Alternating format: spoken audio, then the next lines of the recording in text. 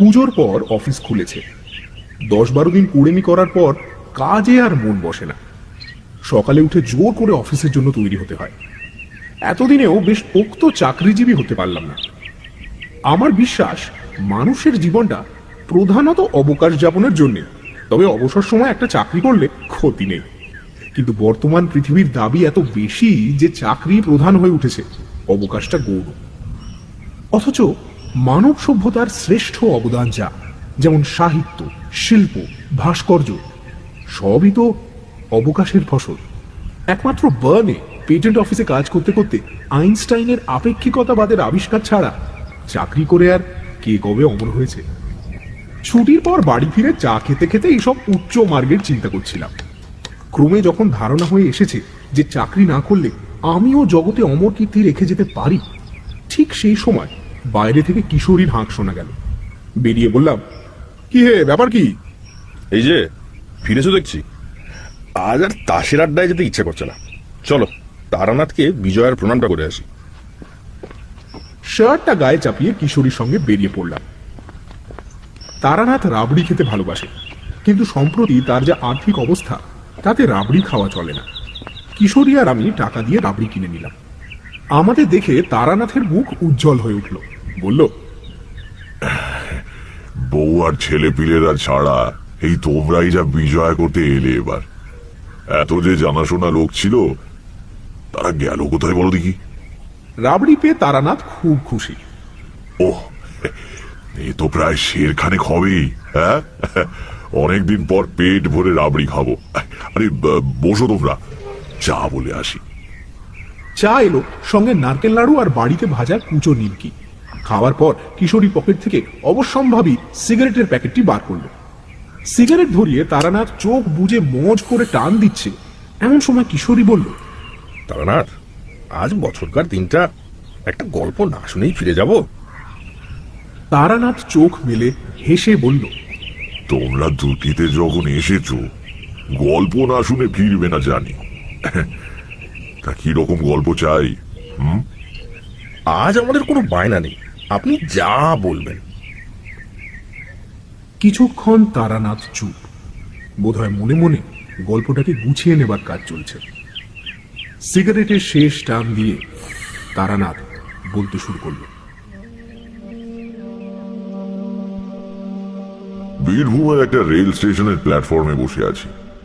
Loop লাইনের অখ্যাত গেঁয়ো station. Sahebganj local ধরে হাওড়া আসবো, তা সে ট্রেন শুনলাম 1.5 ঘন্টা লেট। কোথাও একটা খাবারের দোকানও নেই যে 1 কাপ চা খাবো। একটা বিড়ি ধরিয়ে পাইচারি করছি, দেখি প্ল্যাটফর্মের একেবারে শেষ প্রান্তে একটা ইটের পাঁজার ওপর একজন বিশাল চেহারা লোক চুপ করে বসে আছে। পোশাক খুবই সাধারণ, খাটো ধুতির ওপর একটা ফতুয়া গোছের জামা, আর পায়ে বহু পুরনো একজোড়া চটি। মাথায় অযত্ন লালিত ঝাঁকড়া চুল, কিন্তু লোকটার ওই সোজা বসবার ভঙ্গিতে আর চোখের দৃষ্টিতে এক আশ্চর্য ব্যক্তিত্বের ছাপ রয়েছে। বারবার তাকিয়ে তাকিয়ে দেখতে হয়। আমাকে অনেকক্ষণ একা কাটাতে হবে, কাজে আলাপ জমাবার উদ্দেশ্যে ইটের পাঁজার এক পাশে বসে পড়ে জিজ্ঞাসা করলাম, সাহেবগঞ্জ লোকাল ধরবেন বুঝি? আমার দিকে না তাকিয়ে এই লোকটা বলল, হ্যাঁ। তো সে ট্রেন তো শুনলাম 1.5 ঘন্টা দেরিতে আসছে। হ্যাঁ। দুবার এরকম একাক্ষরই উত্তর দেবার পর লোকটি এবার আমার দিকে তাকালো। বেশ বুদ্ধিদীপ্ত চোখে আমার আপাদ মস্তক দেখে নিয়ে বলল, গুরুর দর্শন লাভ ঘটেছে। হেসে বললাম, কি করে বুঝলেন? লোকটিও সামান্য হেসে বলল, হাত গুনতে হয় না, তোমার গেরুয়া আর রুদ্রাক্ষের মালা দেখেই বলা যায় যে তুমি কোন পথের প্রতীক। আর গুরুর ব্যাপারটা? গুরুর কৃপা না পেলে চোখে জ্যোতি ফোটে না। তোমার চোখে সেই জ্যোতি রয়েছে। তুমি বলছি বলে আবার রাগ করছো না তো? তুমি আমার চেয়ে অনেকটাই ছোট। সবিনয়ে বললাম, না না, আমাকে তুমিই বলবেন। আমার বয়স কত বলে মনে হয়? ভালো করে তাকিয়ে দেখে বললাম, বছর 50 হবে নাকি?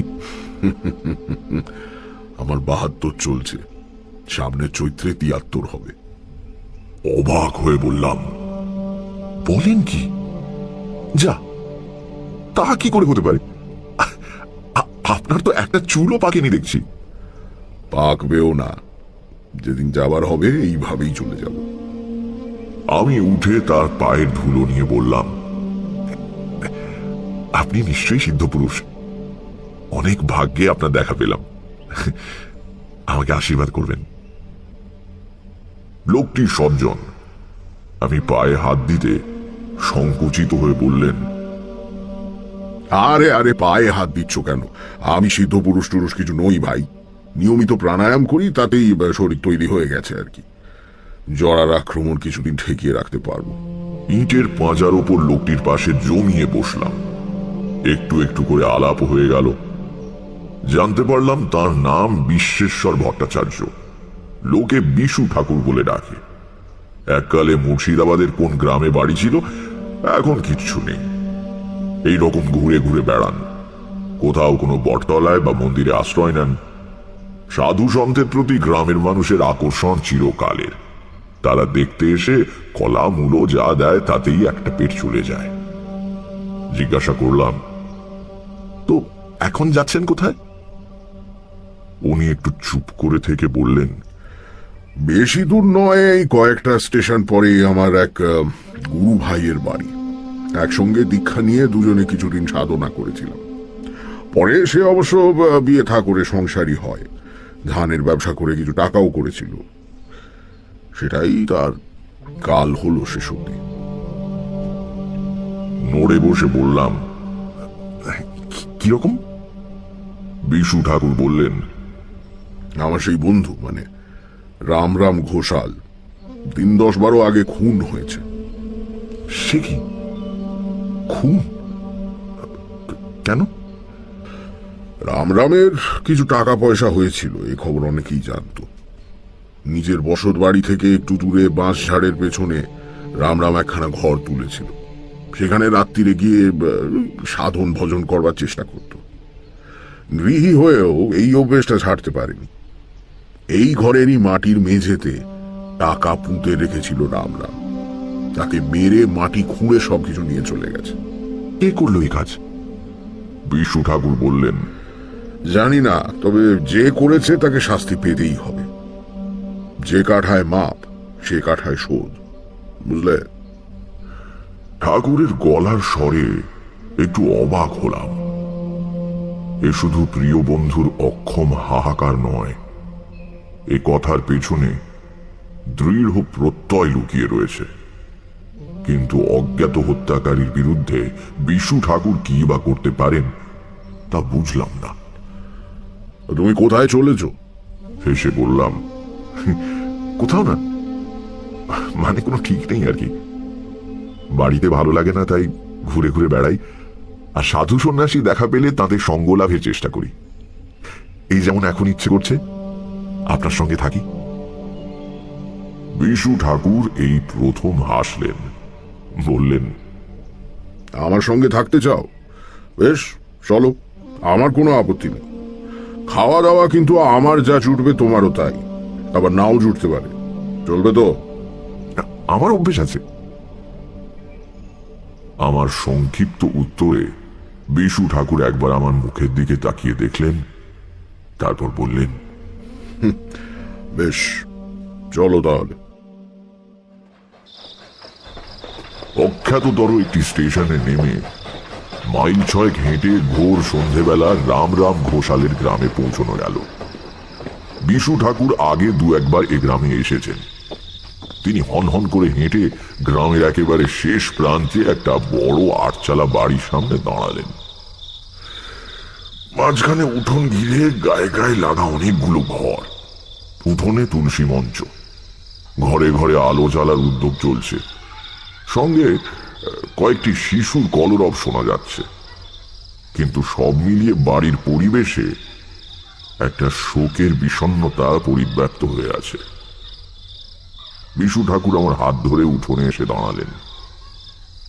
গৃহস্বামী এগিয়ে এসে অতিথিকে আপ্যায়ন না করলে অতিথির পক্ষে দাঁড়িয়ে থাকাটা বড় অস্বস্তিকর হয়ে পড়ে। এ বাড়ির কর্তা এখন কে জানি না, কাজেই আমরা চুপ করে দাঁড়িয়েই রইলাম।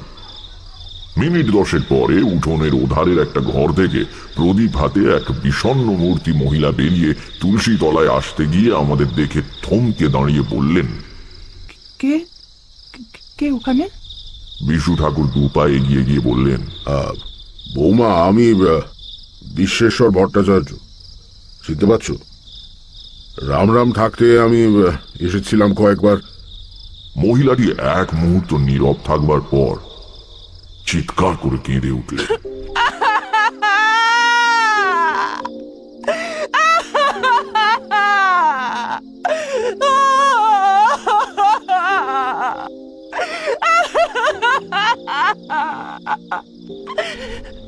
তার কান্নার শব্দে চারদিকের ঘর থেকে এতক্ষণে অনেকে বেরিয়ে এলো। বেশ কিছুক্ষণ একটা মিশ্র কোলাহল চলবার পর আমরা দাওয়ায় বসবার আসন পেলাম। 1 ঘন্টা পরে বিশু ঠাকুর এসেছেন শুনে গ্রামের অনেকে জড়ো হয়েছে রাম রাম ঘোষালের বাড়ি। তালপাতার চাটাইয়ে বিশু ঠাকুর বেশ সোজা হয়ে বসে আছেন। রাম রামের ছোট ভাই শিবরাম চোখে জল নিয়ে হাত জোড় করে ধরা গলায় বলছে, ঠাকুরমশাই, কে কাজ করেছে জানি না, কিন্তু যেই করুক সে খুব ভুল করেছে।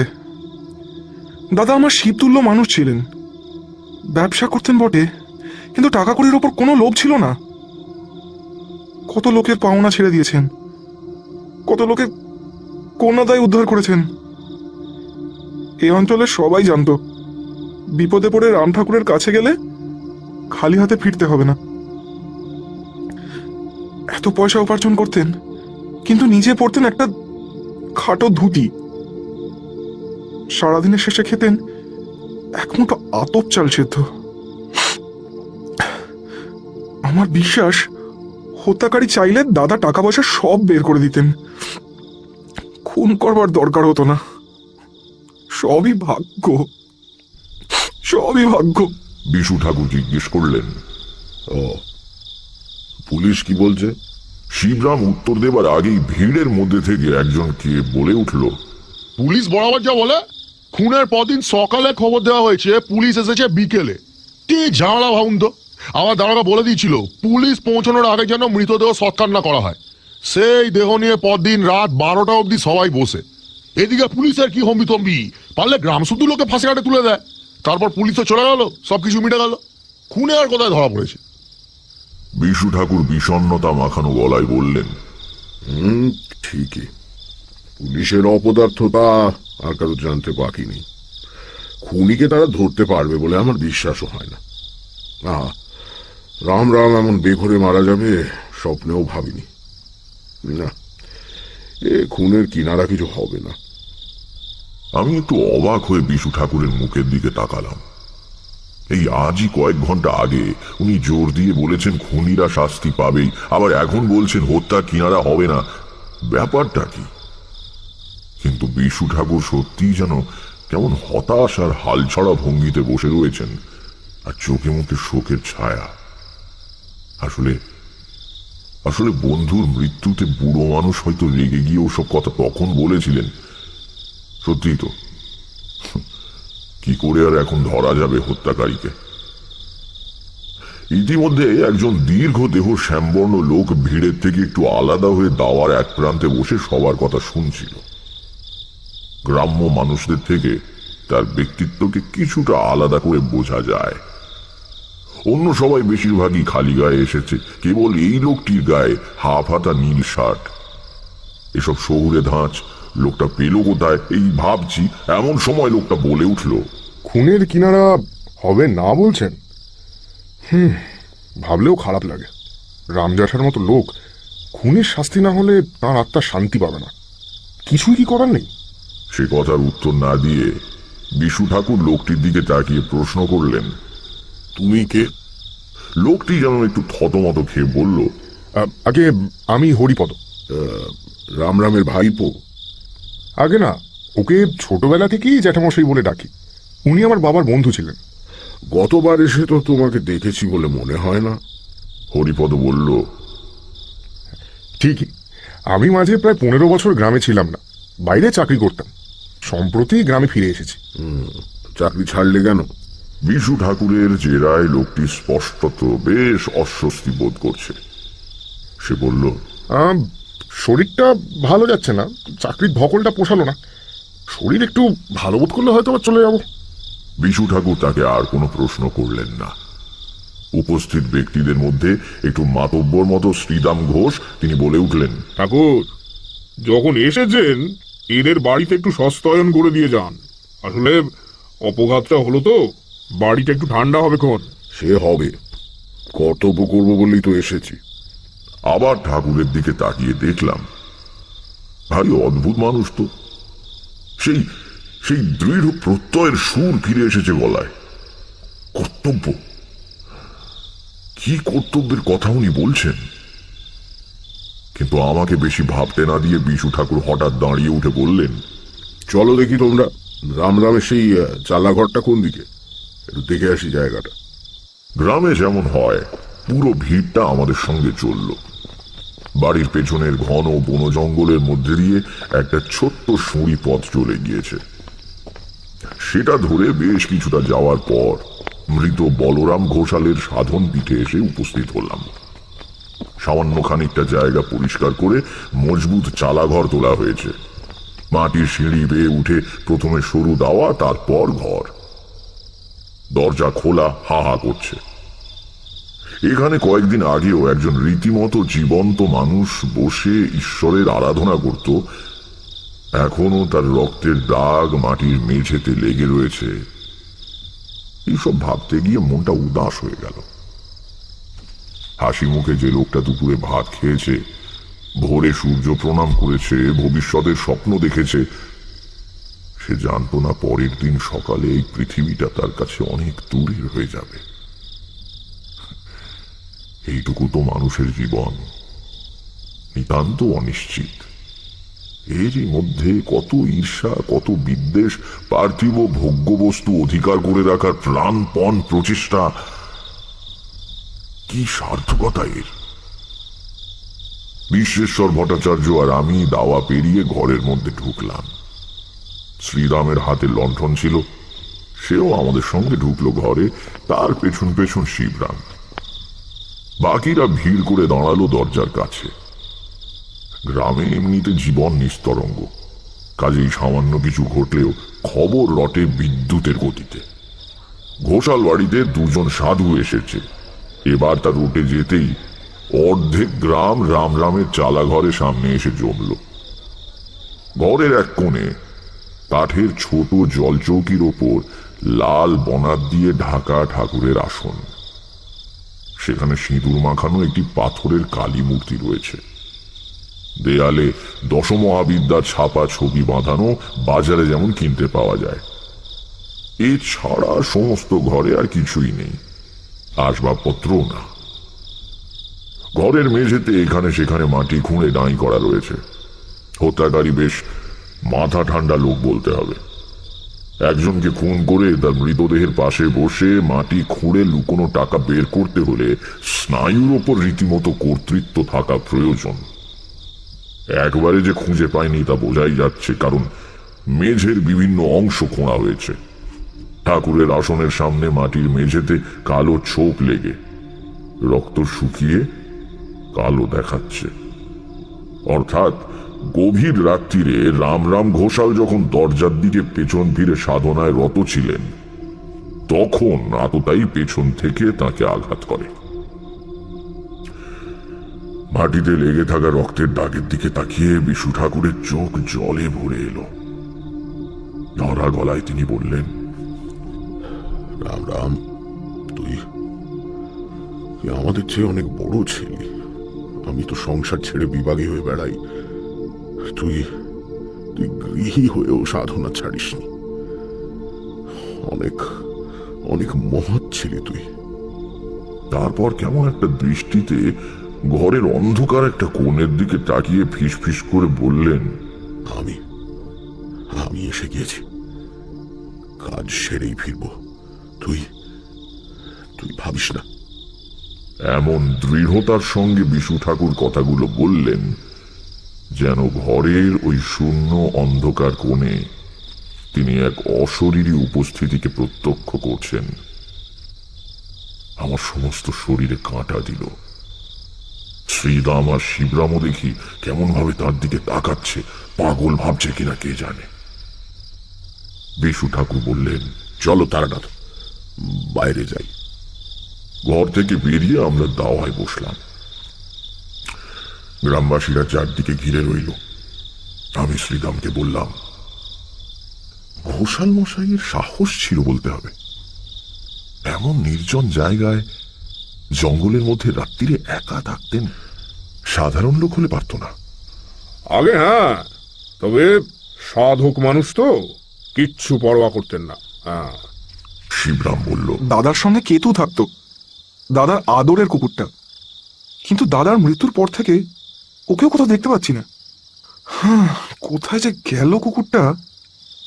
হঠাৎ দেখলাম বিশু ঠাকুর সোজা হয়ে বসেছেন, চোখে বুদ্ধি মেশানো খরদৃষ্টি। বললেন, কেতু কি দেশি কুকুর? আগে বিলিতি কুকুর আর এই গ্রামে কোথা থেকে পাচ্ছি বলুন? তবে দেশি কুকুর বলে ওকে কেউ অবহেলা করতে সাহস পেত না। এই বিশাল চেহারা কেতু, সিংহের মতো থাবা, ভারী গলায় তার গর্জন শুনলে অচেনা লোকে নাড়ি ছেড়ে যেত। বাড়ির কাছে কারো আসার উপায় ছিল না। বাঘের মতো কুকুর ঠাকুর মশাই। দাদার পেছন পেছন ঘুরতো সারাদিন। দাদা রাত্রিরে এখানে এলে কেতু দরজার কাছে চুপটি করে এসে বসে থাকতো। তাকে আর দেখতে পাওয়া যাচ্ছে না বলছো? না ঠাকুর মশাই, দাদা মারা যেতে কোথাও চলে গিয়েছে হয়তো। জন্তু জানোয়াররা সব বুঝতে পারে তো। বিশু ঠাকুর যেন বিষয়টা ঝেড়ে ফেলার মতো করে শিবরামকে বললেন, তা হবে হয়তো, যাক গে সেই কথা। আমরা কিন্তু আজ রাত্রিটা এখানেই থাকবো, বুঝলে? শিবরাম অবাক হয়ে বলল, এখানে কি করে থাকবেন? পাড়া থেকে এতটা দূরে বনের মধ্যে। আমাদের কোনো অসুবিধা হবে না। শুধু কিছুটা দুধ দিয়ে যেও, আর এক বোঝা শুকনো কাঠ, ধুনি জ্বালাবো। শিবরাম বলল, আমি গিয়েই কাটার দুধ পাঠিয়ে দিচ্ছি। যদি বলেন চাল ডালার নতুন হাঁড়িও দিচ্ছি, বরং দুটো ভাত ফুটিয়ে নিয়ে। বিশু ঠাকুর দৃঢ় গলায় বললেন, প্রয়োজন হবে না, আমি রাত্রিরে দুধ ছাড়া কিছু খাই না। ঠিক আছে, পাঠিয়ে দিচ্ছি ঠাকুর মশাই। তবে আজ আমাদের বাড়িতে থাকলেই ভালো করতেন। আমার এরকম বাইরে থেকেই অভ্যেস, আর বাড়িতে থাকলে ঘুমোতে পারবো না। তাছাড়া ভয় কি? এখান থেকে চেঁচিয়ে ডাকলে তো তোমরা শুনতে পাবে, তাই না? আগে হ্যাঁ। তবে ঠিকই আছে, কাল আমরা চলে যাব। একটা রাত এখানেই কেটে যাবে। যার সঙ্গে এত বন্ধুত্ব, যাকে নিয়ে সম্পর্ক, সেই যখন রইল না। তারপর একটা দীর্ঘ নিঃশ্বাস ছেড়ে বিশু ঠাকুর বললেন, আর মায়া বাড়াবো না। ঠাকুরের গলাটা যেন বড়ই অভিনয় অভিনয় ঠেকল। এত দীর্ঘশ্বাস ফেলে হাহুতাশ করবার লোক উনি নন। কি ব্যাপার বুঝতে না পেরে আমি চুপ করে রইলাম। বিশু ঠাকুর আবার বললেন, সত্যি মানুষের কি কপাল! টাকা পয়সা তো মেঝে খুঁড়ে নিয়ে গেলই, গ্রামের কালী মন্দিরটাও আর হলো না। ভিড়ের মধ্যে সামান্য গুঞ্জন চলছিল, হঠাৎ হঠাৎ সেটা থেমে গেল। সবাই নতুন কথা শুনে বিশু ঠাকুরের মুখের দিকে তাকিয়ে আছে। শ্রীরাম ঘোষ বলল, আগে ঠাকুরমশাই, এই কালী মন্দিরের কথাটা কি বললেন? ঠিক তো বুঝতে পারলাম না। কেন, তোমরা জানো না? রাম ঠিক করেছিল গ্রামে বিরাট কালী মন্দির প্রতিষ্ঠা করবে। স্বপ্নে আদেশ পেয়েছিল নাকি দেবীর কাছ থেকে। এই জন্য কিছু সোনা কিনে জমিয়ে রেখেছিল বেচারা। সে সব তো হত্যাকারী নিয়ে গেল। শিবরাম অবাক হয়ে বলল, দাদা সোনা কিনে জমিয়ে রেখেছিল? বলেন কি ঠাকুর মশাই? কই, আমরা তো কিছু জানতাম না। জানবে কি করে? গোপনে করছিল তো কাজটা। মন্দির প্রতিষ্ঠা হলে দেখতেই পেতে। গতবার যখন আসি, আমাকে এক মুঠো পাকা সোনার গিনি দেখিয়েছিল। এই কবছর না জানি আর কত গিনি জমেছিল। সবই পরের ভাগে চলে গেল। মন্দিরটা হলে তোমাদেরই থাকতো। মেঝে খোঁড়ার কথা শুনেই বুঝেছি হত্যাকারী আর কিছু রেখে যায়নি। ভিড়টা আস্তে আস্তে পাতলা হয়ে এলো। এত বড় খবরটা বাড়ি গিয়ে সবাইকে জানাতে হবে তো। শিবরামও শেষ পর্যন্ত আমাদের প্রণাম করে উঠে পড়ল।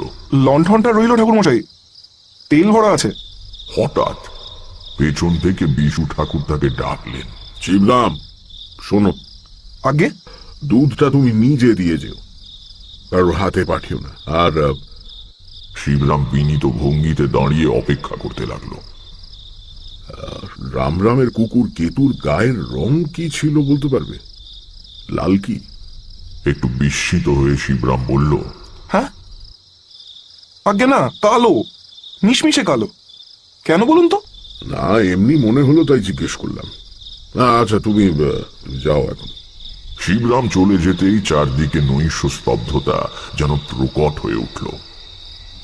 ঝিঁঝি ডাকছে জঙ্গলে, বাঁশ বনে অদ্ভুত শব্দ করে বাঁশ দুলছে।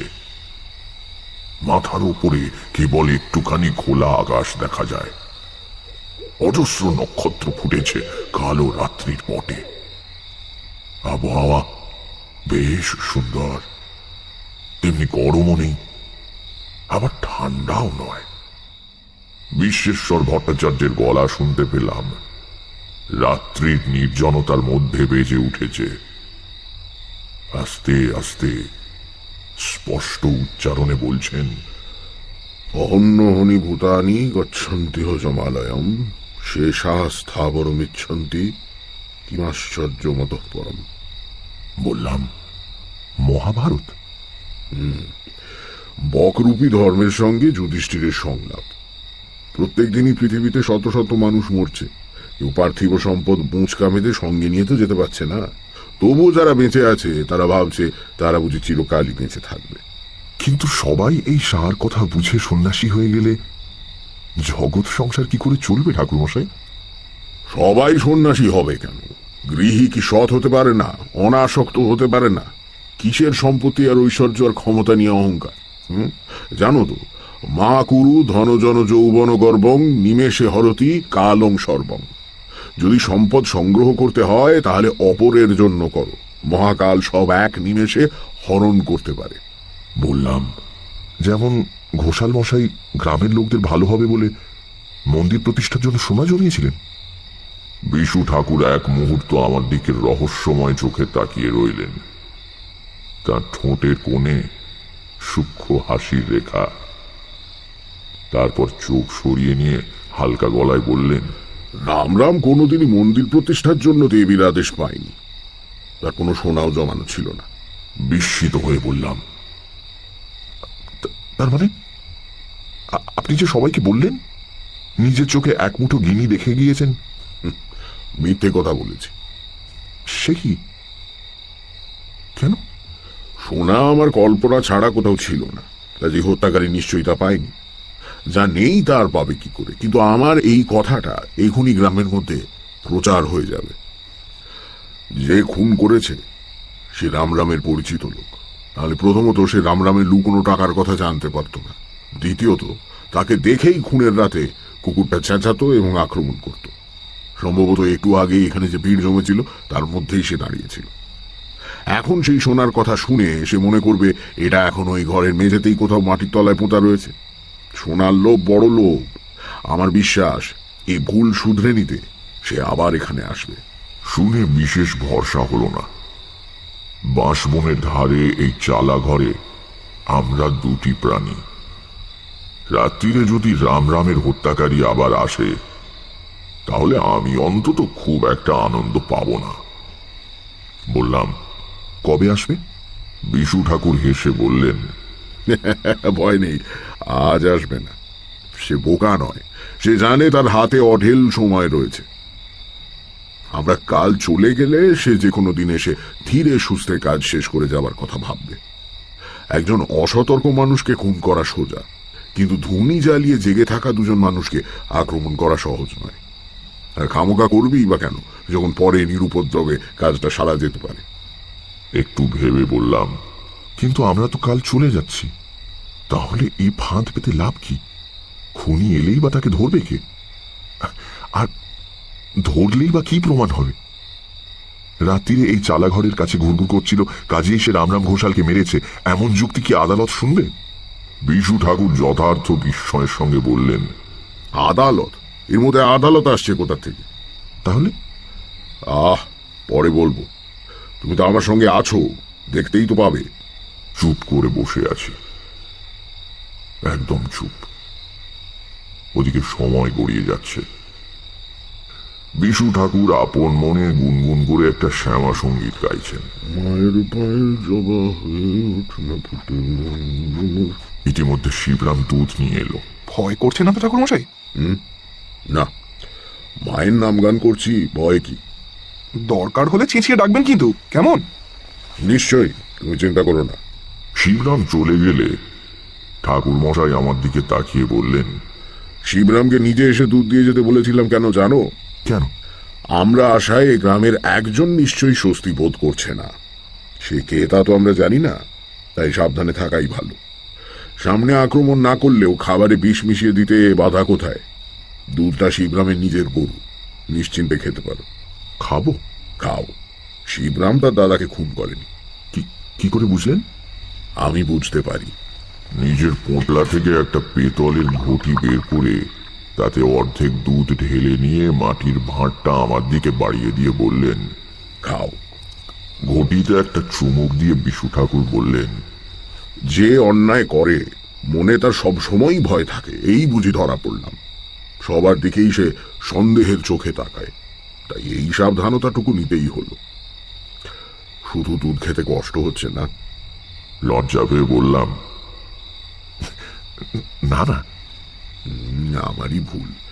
তুমি ছোকরা লোক, তোমার খিদে পেতেই পারে। কি খেতে ভালোবাসো তুমি? হেসে বললাম, আমার এখন কিছু না হলেও চলবে। হ্যাঁ, তবে একটু আগে মনে পড়ছিল ছোটবেলায় গ্রামের বিরিঞ্চি ময়রার দোকানের মাখা সন্দেশের কথা। মা দুধ আর মাখা সন্দেশ খেতে দিতেন মাঝে মাঝে। কোথায় গেল সে ছোটবেলা? মাখা সন্দেশ মানে কাঁচা গোল্লা? ভালো মজা তো। আজই বিকেলে তোমার সঙ্গে দেখা হওয়ার একটু আগে খানিকটা মাখা সন্দেশ কিনেছিলাম রাত্রিরে, আর কিছু না জুটলে খাবো বলে। আর তুমিও কিনা পৃথিবীতে এত জিনিস থাকতে মাখা সন্দেশই খেতে চাইলে? দাঁড়াও। বিশু ঠাকুর পোঁটলার মধ্যে হাত ঢুকিয়ে একটা শাল পাতার ঠোঙা বের করে আমার হাতে দিলেন। ঠোঙার ভেতরে অনেকখানি কাঁচা গোল্লা। ঠাকুরের দিকে তাকিয়ে বললাম, এটা আপনি বিকেলে কিনেছেন? মানে আমার সঙ্গে দেখা হওয়ার আগে? হ্যাঁ, কেন? এই সন্দেশ তো এখনো গরম রয়েছে। একটু থতমত খেয়ে বিশু ঠাকুর বললেন, মোচকার ভেতর ছিল তো, তাই গরম রয়ে গিয়েছে আর কি। আপত্তি জানিয়ে বললাম, না না, তাই কখনো হতে পারে নাকি? হতে পারে নিশ্চয়ই, নইলে হলো কি করে? নাও নাও, আর কথা না বাড়িয়ে খেয়ে ফেলো দেখি, তারপর তুমি ঘুমো, আমি জেগে থাকবো। শুয়ে শুয়ে অনেক রাত্রির অবধি দেখলাম বাঁশবনের মাথা দুলছে তারা ভরা আকাশের পটভূমিকায়। ঘুম আসার আগে একবার জিজ্ঞাসা করলাম, আচ্ছা কেতুর কি হলো বলুন দেখি? গম্ভীর গলায় বিশু ঠাকুর উত্তর দিলেন, কেতুকে হত্যাকারী মেরে ফেলেছে, সম্ভবত বিষ মেশানো খাবার দিয়ে। চেনা লোক বলে কেতু চেঁচামেচি করেনি, হাত থেকে খাবারও নিয়েছে। কিন্তু রামরামকে আঘাত করতে দেখলেই সে আক্রমণ করত, কাজেই তাকে আগে সরানো একান্ত দরকার ছিল। দেহটা কোথায় গেল তাহলে? খুব সম্ভবত শেয়াল নিয়ে গেছে। এসব অঞ্চলে সাবধানে দরজা দিয়ে না শুলে অনেক সময় ছোটখাটো শিশুকেও বিছানা থেকে শেয়াল টেনে নিয়ে যায়। আবার শুয়ে আকাশের দিকে তাকিয়ে আছি। ঘুম আসে না, ঘুম আসে না। হঠাৎ আর একটা প্রশ্ন মাথায় আসতে জিজ্ঞাসা করলাম, আচ্ছা আপনি কেতুর গায়ের রঙের কথা জিজ্ঞেস করলেন কেন? এটা আমি কিন্তু বুঝতে পারিনি। চোটে গিয়ে বিশু ঠাকুর বললেন, বেশ করেছি, জিজ্ঞেস করেছি। কেবল প্রশ্ন করে। ঘুমও না কেন বাপু? কোন ব্যাপারটাই বা এই অবধি তুমি বুঝতে পেরেছ? ঠাকুরকে আর না ঘাঁটিয়ে বিনা বাক্য ব্যয় পাশ ফিরে শুয়ে কিছুক্ষণ বাদে ঘুমিয়ে পড়লাম। সারা রাত স্বপ্ন দেখলাম কেতু ল্যাজ নাড়তে নাড়তে বিশু ঠাকুরের হাত থেকে মাখা সন্দেশ খাচ্ছে। পরের দিন সকালে আমরা শিবরামের কাছে বিদায় নিয়ে চলে এলাম। সে আমাদের কয়েকটা দিন তার বাড়িতে আতিথ্য গ্রহণের জন্য খুব অনুরোধ করেছিল, কিন্তু বিশু ঠাকুর রাজি হলেন না। তার নাকি কাজে আজই শিউরি রওনা হতে হবে, থাকার কোনো উপায় নেই, পরে বরঞ্চ কখনো, ইত্যাদি ইত্যাদি। শিবরাম, শ্রীরাম ঘোষ ইত্যাদি অনেকে গ্রামের সীমানা পর্যন্ত আমাদের এগিয়ে দিয়ে গেল। স্টেশনের কাছে একটা নির্জন জায়গায় এসে বিশু ঠাকুর দাঁড়িয়ে পড়লেন। তারপর আমার দিকে তাকিয়ে বললেন, তারানাথ, এখন আমি যা বলছি খুব মনোযোগ দিয়ে শোনো। আমরা শিউরি যাচ্ছি না, আমরা যেখানেই থাকবো আজকের দিনটা, তারপর রাত্রিরে আবার গ্রামে ফিরে যাব। অবাক হয়ে বললাম, তার মানে? মানে এই যে আমরা চলে গিয়েছি মনে করে রামের খুনি আজ রাত্রিরেই আমাদের পেটে আসা ফাঁদে পা দেবে। অত সোনা মাটির তলায় পড়ে আছে জেনে সে শান্তিতে ঘুমোতে পারবে না। মানুষের চরিত্র যতদূর বুঝেছি তাতে আমার দৃঢ় বিশ্বাস, আর দেরি না করে আজ রাতেই সে আসবে। তাকে ধরতে গেলে ওই চালা ঘরের পাশে জঙ্গলে আমাদের লুকিয়ে বসে থাকতে হবে। কিন্তু এই কাজ কি আমাদের দুজনের দ্বারা সম্ভব? খুনির হাতে তো অস্ত্র থাকতে পারে। তাছাড়া আগে যা বলেছিলাম, কাউকে ধরলেও সেই যে খুন করেছে তা প্রমাণ করা যাবে না। ধরবার সময় দু একজন সাক্ষীও তো থাকা ভালো। সব ব্যবস্থা হয়েছে। আমরা রওনা হওয়ার আগে বাড়ির মেয়েরা প্রণাম করতে চায় বলে শিবরাম আমাকে অন্দরমহলে নিয়ে গেল না, তখনই শিবরামকে আমি সমস্ত কথা খুলে বলেছি। শিবরাম, তার 2 জওয়ান ছেলে আর বাড়ির কয়েকজন কৃষক আজ রাত্রে না ঘুমিয়ে তৈরি হয়ে বসে থাকবে। আমাদের ডাক শুনলেই তারা দৌড়ে চালা ঘরে এসে হাজির হবে। আপাতত দিনের বেলাটা আমরা স্টেশনেই কোথাও ঘাপটি মেরে কাটিয়ে দিই। এসো। এরকম একটা খুনোখুনির ব্যাপারে আমার জড়িয়ে পড়তে ইচ্ছে করছিল না মোটেও। আবার ঘটনার শেষটা দেখার জন্য নিদারুণ কৌতূহলও ছিল। ফলে থেকেই গেলাম। ভালো সিদ্ধান্তই নিয়েছিলাম, কারণ এর ফলে জীবনের এক অন্যতম আশ্চর্য অভিজ্ঞতা আমার সেদিন লাভ হয়েছিল। প্ল্যাটফর্মের শেষ প্রান্তে কয়েক বস্তা পাটের পেছনে বসে আমাদের দিনটা কেটে গেল। সন্ধে নামতে বিশু ঠাকুর উঠে গিয়ে স্টেশনের বাইরের মুদিখানা থেকে কিছু চিড়ে আর গুড় কিনে এনে আমাকে দিলেন। নাও, তোমার আর রামের বাড়ি হয়ে যাবার কোনো দরকার নেই, গ্রামের লোকে দেখে ফেলবে। একেবারে সোজা ওই চালা ঘরের পূব দিকে আশাওড়ার ঝোপের পেছনে বসে থাকো, ভয় নেই, আমি সময় মতো পৌঁছে যাব। সে কি, আপনি আমার সঙ্গে যাবেন না? না, দুজনে একসঙ্গে গেলেই লোকের নজরে পড়বার সম্ভাবনা। তুমি সোজা পথে গ্রামে ঢুকো না, গ্রাম ছাড়িয়ে চলে গিয়ে পেছনের আমবাগান দিয়ে চালা ঘরের কাছে যেও। তারপর আমার মুখের দিকে তাকিয়ে বললেন, তুমি ভয় পাচ্ছ নাকি? শোনো, বিশ্বেশ্বর ভট্টাচার্য যাকে বলেছে ভয় নেই, তার সত্যি কোনো ভয় নেই। যাও। লোকটার জাদুকরী ব্যক্তিত্ব আছে। এত সবের পরেও আমি একলা যেতে রাজি হয়ে গেলাম। অন্ধকারে অচেনা পথে 6 মাইল হাঁটতে সময় লাগে। রাম ঘোষালের চালা ঘরের পূব দিকে আশ শেওড়ার ঘন ঝোপের পেছনে যখন গুছিয়ে বসলাম, ততক্ষণে বেশ রাত হয়েছে। অন্তত পল্লীগ্রামে একেই রাত বলে। দূরে কোথাও সংকীর্তন হচ্ছিল, ক্রমে সেটাও বন্ধ হয়ে গেল। বাঁশ ঝাড়ে মাটির ওপর পড়ে থাকা শুকনো বাঁশ পাতার ওপর দিয়ে মাঝে মাঝে খসখস করে কি যেন যাতায়াত করছে। তাছাড়া আর কোথাও কোনো শব্দ নেই। চুপ করে বসে আছি,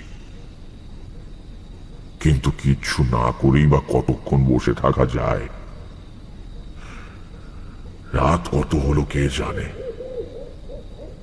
আর বিশু ঠাকুরই বা আসছেন না কেন? আমাকে এরকম বিপদের মুখে ঠেলে দিয়ে তার কি এত দেরি করা উচিত হচ্ছে? মশাও কামড়াচ্ছে বেশ, কিন্তু পাছে শব্দ হয় সেই ভয় চাপড় দিয়ে মশা মারতে পারছি না। হাত নেড়ে নেড়ে দাঁড়াচ্ছি, সঙ্গে নিজের উপর বেশ রাগও হচ্ছে।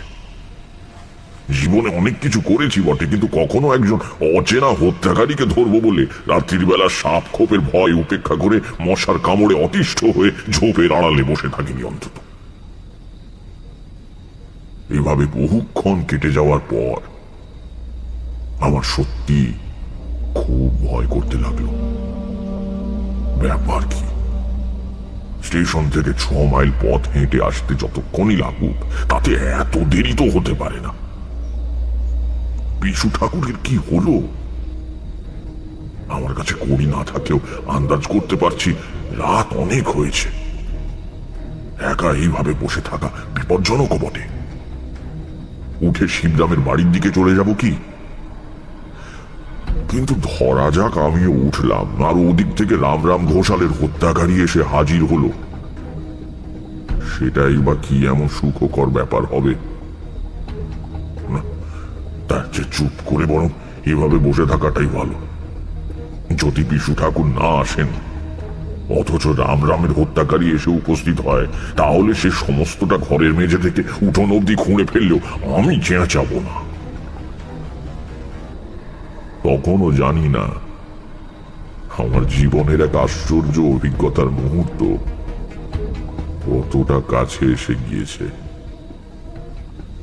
নাকের ফুটোয় একটা মশা ঢুকে পড়ায় হাঁচি এসেছিল প্রাণপণে। হাত মুঠো করে জল শক্ত করে সজোরে হেঁচে ফেলবার ইচ্ছে দমন করবার চেষ্টা করছি, এমন সময় আমি যেখানে বসে আছি তার উল্টো দিক দিয়ে, অর্থাৎ বাঁশ বাগানের পাশের জঙ্গল ঢেলে সন্তর্পণে কার আসবার আওয়াজ পেলাম। হাঁচি আপনি বন্ধ হয়ে গেল। বিশু ঠাকুর এলেন কি? কিন্তু তিনি এলে আমি যে পথে এসেছি সেই পথে মাঠের মধ্যে দিয়ে ঘুরে আসবেন, নয়তো শিবরামের বাড়ির থেকে শুঁড়ি পথটা ধরে আসবেন। কিন্তু ও রাস্তায় নয়, ওটা তো গ্রামের ভেতর থেকে আসবার রাস্তা। রামরাম ঘোষালের চালা ঘরটা অন্ধকারের স্তূপের মতো দাঁড়িয়ে রয়েছে। জঙ্গল ভেদ করে তার পাশে ফুটে উঠল একটা ছায়া মূর্তি, বেশ লম্বা মতো, হাতে সম্ভবত একখানা শাবল। লোকটা সন্দিগ্ধ ভাবে এদিক ওদিক তাকাচ্ছে। আমি যেভাবে যেখানে বসে আছি তাতে আমাকে দেখতে পাওয়া সম্ভব নয়, কিন্তু প্রচন্ড ঝুঁকির কাজে প্রবৃত্ত হলে মানুষের স্নায়ু এক ধরনের বিশেষ সংবেদনশীলতা লাভ করে। তাই দিয়ে লোকটা হয়তো অনুভব করেছে আজ রাতে এই জায়গা তার পক্ষে নিরাপদ নয়। ততক্ষণে আমি কিন্তু লোকটাকে চিনে ফেলেছি।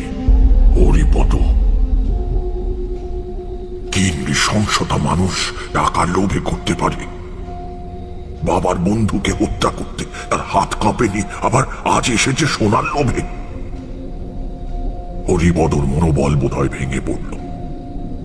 ইতস্তত করে সে ফিরে যাওয়ার উদ্যোগ করছে। আমার চুপ করে দেখে যাওয়া ছাড়া অন্য কোনো গতি নেই। এমন সময় আমার বাঁদিকে খুব কাছে ঝোপের মধ্যে একটা আওয়াজ শুনে চমকে তাকিয়ে অবাক হয়ে গেলাম। বুকের মধ্যে বিস্ময়ে আর আতঙ্কে ঢেউ খেলে উঠল। কখন যেন আমার ঠিক গা ঘেঁষে এসে দাঁড়িয়েছে একটা বাঘের মতো মিশমিশে কালো কুকুর। তার প্রগাঢ় নিঃশ্বাসের শব্দ স্পষ্ট শুনতে পাচ্ছি। এক দৃষ্টে সে ঝোপের ফাঁক দিয়ে হরিপদের দিকে তাকিয়ে রয়েছে। হরিপদ বোধ হয় কিছু শুনতে পেয়েছিল। সে ফিরে দাঁড়িয়েছে। তার সমস্ত শরীর শক্ত, শাবলটাও শক্ত করে ধরে আছে। একটা গম্ভীর গর্জন করে কুকুরটা লাফিয়ে গিয়ে হরিপদর সামনে খোলা উঠোনে পড়ল। একবার সেদিকে তাকিয়ে মহা আতঙ্কে তীব্র আর্তনাদ করে উঠল হরিপদ। আমি এমন রক্ত জমানো ভয়ের আর্তনাদ আর কখনো শুনিনি। সঙ্গে সঙ্গে হরিপদ হাতের শাবলটা সজনে ছুঁড়ে দিল কুকুরটার দিকে। ভারী লোহার শাবল ডান পায়ের খাবায় এসে লাগতে কুকুরটা আর একবার তীব্র গর্জন করে হরিপদের উপর লাফিয়ে পড়ল। শনিপথের দিকে কাদের গলার আওয়াজ শোনা যাচ্ছে। বেশ অনেকগুলো মানুষের কণ্ঠ। এতক্ষণে কি এলেন বিশু ঠাকুর। আমি ততক্ষণে উত্তেজনায় আড়াল ছেড়ে বেরিয়ে এসেছি। কেন যেন বুঝতে পেরে গিয়েছি হরিপদকে আর ভয় করবার কোনো কারণ নেই। শিবরামের গলা শোনা যাচ্ছে, ভয় নেই ঠাকুর মশাই, এই যে আমরা এসে গেছি সবাই। এদিকে উঠোনে মাটিতে পড়ে দু হাত দিয়ে আত্মরক্ষার ব্যর্থ চেষ্টা করছে হরিপদ। কি এক অপার্থিব আতঙ্ক দেখে যেন তার নিজের পেশির ওপর সব কর্তৃত্ব চলে গিয়েছে। তার বুকের ওপর শরীরের ঊর্ধ্বাংশ চাপিয়ে দিয়ে গলায় দাঁত বসাবার সুযোগ খুঁজছে কুকুরটা। ডান থাবা দিয়ে ছলছল করে রক্ত পড়ছে, সেদিকে তার কোনো ভ্রুক্ষেপ নেই। আমার পাশে লোকজন নিয়ে পৌঁছে গিয়েছে শিবরাম। গ্রামের আরো লোকজন ছুটে আসছে, তাদেরও গলার শব্দ শুনতে পাচ্ছি। কুকুরটার দিকে একবার তাকিয়েই শিবরাম চিৎকার করে উঠল, কেতু, তুই তুই কোথা থেকে এলি? কেতু ততক্ষণে হরিপদর টুটি কামড়ে ধরেছে। হরিপদর দুহাত অবশ হয়ে এগিয়ে পড়েছে দুদিকে। কেবল পা দুটো পর্যায়ক্রমে মৃত্যু বিক্ষেপে সামনে পিছনে নড়ে অদৃশ্য কি একটা বস্তু যেন ঠেলে দূর করে দেবার চেষ্টা করছে। শ্রীরাম ঘোষ সহ গ্রামের আরো অনেকে এসে পড়ে বিস্ফারিত চোখে উঠোনের ভয়াবহ দৃশ্যের দিকে তাকিয়ে আছে। শিবরাম বলল, কিন্তু লোকটা কে? হরিপদ না? বললাম, এতক্ষণে সম্বিত ফিরে পেয়ে শিবরামের কৃষানেরা লাঠি উঁচিয়ে তাড়া করে গেল। কেতু সরে গিয়ে মুখ তুলে তাকালো একবার। তার কষ বেয়ে গড়াচ্ছে তাজা রক্ত। তারপরে এক লাফে কেতু পাশের ঝোপে পড়ে মিলিয়ে গেল। শোনা গেল শুকনো বাঁশ পাতার উপর তার পায়ের শব্দ দূরে মিলিয়ে যাচ্ছে। কৃষানেরা যখন ধরাধরি করে হরিপদর দেহ রামরাম ঘোষালের চালা ঘরের দাওয়াই এনে রাখলো, তখন সেই দেহে আর প্রাণ নেই। শিবরাম বলল, শেষে হরিপদ ওই কাজ করলো? ছি ছি ছি ছি ছি, দাদা ওকে নিজের ছেলের মতো ভালোবাসতেন। আমি জিজ্ঞাসা করলাম, ঠাকুরমশাই কোথায়? তিনি তো আপনার সঙ্গেই ছিলেন, আপনার সঙ্গেই থাকবার কথা। আপনি জানেন না? কিন্তু কেতু এলো কোথা থেকে? উত্তরটা পেলাম বিশু ঠাকুরের সঙ্গে দেখা হবার পর। তিনি পরম প্রশান্ত মুখে প্ল্যাটফর্মের চায়ের দোকানে বসে গরম চা খাচ্ছিলেন। আমাকে দেখে বললেন, এই যে তারানাথ, এসো, চা খাবে? আমার আর কালকে যাওয়া হলো না, বুঝলে। তুমি চলে যাবার পর বললে বিশ্বাস করবে না, ঘুমিয়ে পড়েছিলাম। এক ঘুমে রাত কাবা, জেগে দেখি ভোর হয়ে এসেছে। ভাবলাম আমার এতটা পথ হেঁটে কি হবে, তুমি নিশ্চয়ই এসে পড়বে সকালে। কি হলো বলো রাত্রিরে? খামোকা জাগতে হলো তো? নিতান্ত গা জ্বালা করা সত্ত্বেও সমস্ত ঘটনা তাকে বললাম। তার বিশেষ কোনো ভাব পরিবর্তন হলো বলে তো মনে হলো না। চায়ের শেষ চুমুক দিয়ে পেয়ালা নামিয়ে রাখতে রাখতে বললেন, আচ্ছা, শেষ অব্দি হরিপদর এই কাজ?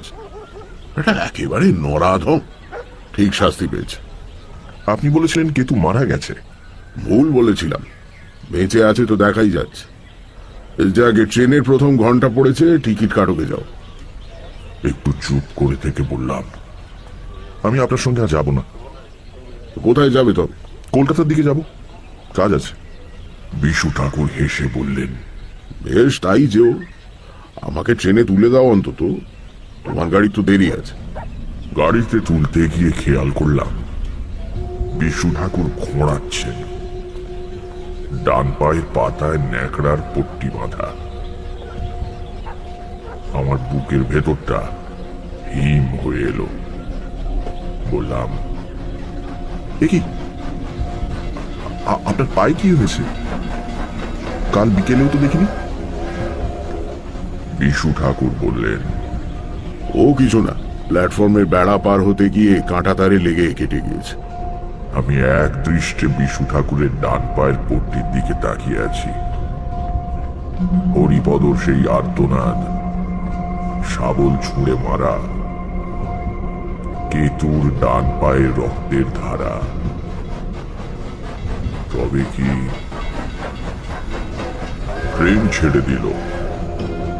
জানলা দিয়ে মুখ বাড়িয়ে বিশু ঠাকুর হাসি হাসি মুখে আমার দিকে তাকিয়ে আছেন।